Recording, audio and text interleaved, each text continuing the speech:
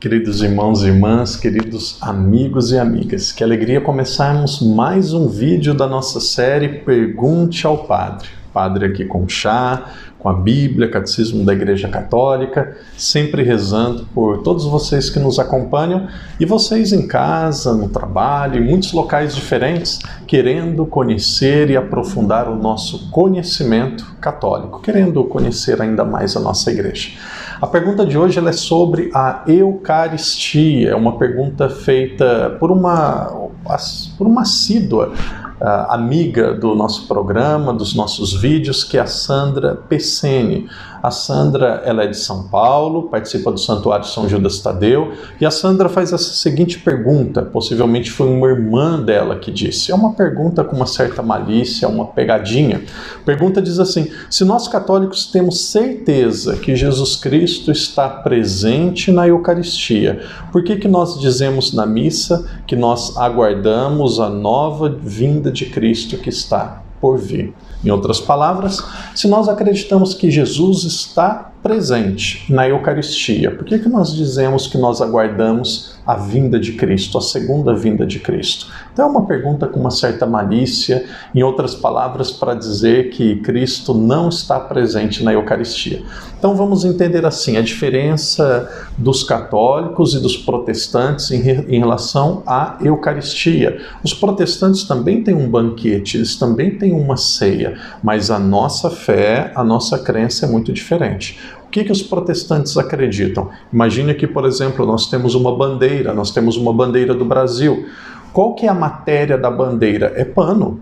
É pano. Continua sendo pano, mas é um pano que tem um símbolo, que tem um significado especial. Se você tem apenas o pano, você pode colocar no chão, pode pisar, pode limpar a casa. Agora, se você tem uma bandeira, você coloca no museu, você faz o hasteamento da bandeira, você respeita. Então, o significado é diferente. É isso que os protestantes acreditam em relação à ceia. Para eles é vinho, para eles é pão, mas é um vinho sagrado, é um pão sagrado que precisa ser respeitado por todos. Não muda a substância, continua sendo pão, continua sendo vinho. Mas para nós católicos acontece algo chamado transubstanciação. O que é a transubstanciação? Muda a substância, não é mais pão, não é mais pão, não é mais vinho, se torna o corpo de Cristo, se torna o sangue de Cristo.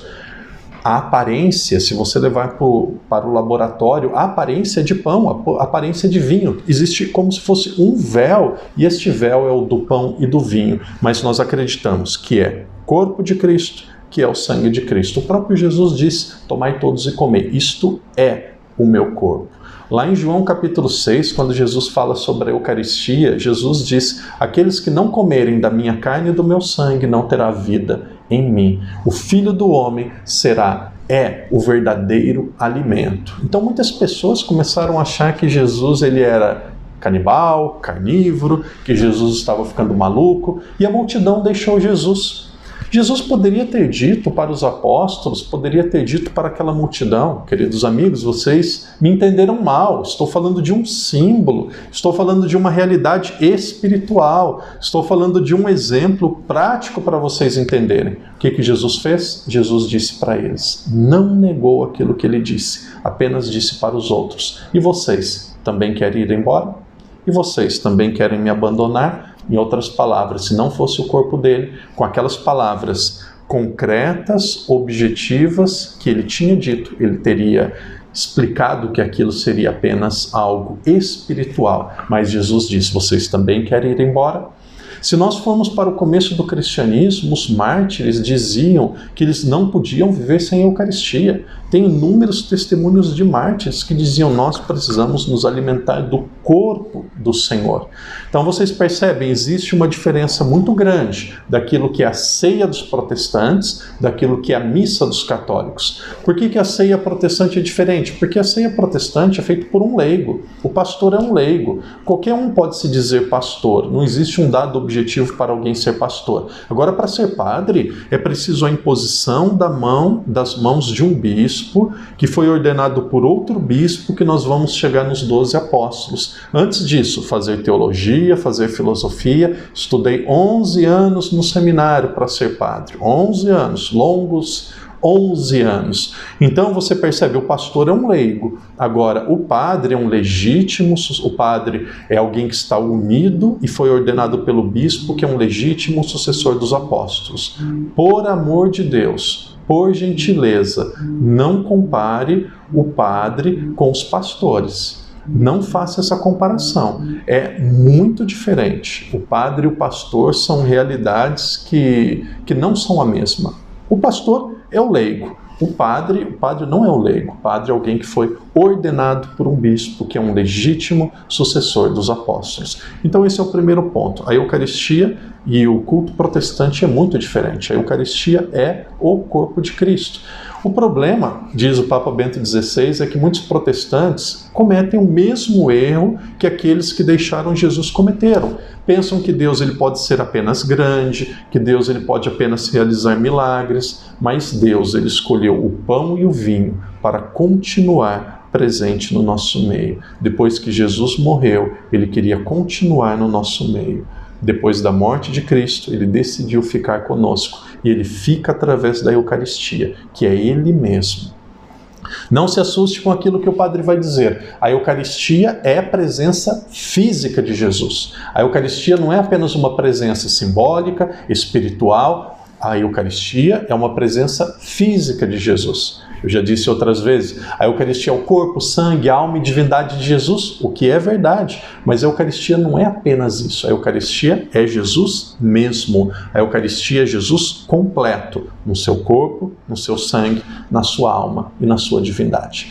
Segunda parte da pergunta, se nós acreditamos que ele é a Eucaristia, que ele está presente na Eucaristia, por que nós dizemos que ele vai voltar? E aqui nós podemos ver que aquilo que Jesus é na Eucaristia, com aquilo que Jesus vai realizar quando ele voltar, são realidades diferentes. Jesus está no nosso meio, Jesus é a Eucaristia, porque ele quer se tornar nosso alimento. Agora, no fim dos tempos, quando ele voltar, ele não se tornará nosso alimento, ele se tornará nosso juiz. Jesus voltará na sua segunda vinda, o mesmo Jesus que está na Eucaristia, como juiz. Agora ele está como alimento, como aquele que nos fortalece e nos prepara para esse julgamento. E sabe qual que é a diferença entre esse Jesus e aquele que voltará no último dia? A diferença é a aparência. Agora a aparência é de pão. No último dia ele não terá uma aparência de pão. Ele terá uma aparência gloriosa, mas o Jesus é o mesmo. Por que nós dizemos que nós esperamos a vinda dele? Porque ele estará presente na sua segunda vinda de uma forma diferente. Não na aparência do pão e não como alimento, mas como juiz. Que alegria ser católico. Que alegria acreditar na Eucaristia. Deus deu-se a si mesmo, ele deu tudo e se tornou nosso alimento. Que alegria que, como católicos, nós não negamos esta realidade, muito pelo contrário, nós amamos, abraçamos e adoramos. Não existe igreja católica sem Eucaristia. Talvez se um inimigo da igreja quisesse um conselho para destruir a igreja, eu daria um conselho: destrua a Eucaristia, acabe com a Eucaristia. Se algum teólogo, algum pensador conseguir comprovar que a Eucaristia não é o corpo de Cristo no mesmo dia, acaba a igreja católica. Por isso, sabe qual que é a maior estratégia de Satanás para acabar com a igreja de Cristo? Acabar com aqueles que trazem a Eucaristia para o povo. Acabar com os padres. Por isso que os padres são tão perseguidos, são tão tentados, porque se não tem padre, não tem Eucaristia. E agora é uma missão para vocês. Rezem pelos padres, sejam propagadores da vocação, sejam propagadores vocacionais e também ajudem os padres amando, respeitando e, quando for preciso, corrigindo, porque o padre é o próprio Cristo aqui na Terra. Que alegria ser católico, que alegria acreditar naquilo que Jesus disse, que alegria aceitá-lo no pão e no vinho, que depois da consagração é o seu corpo, o seu sangue. Que Deus te abençoe, que Deus te proteja. E até o nosso próximo vídeo. Em nome do Pai, do Filho, do Espírito Santo. Amém.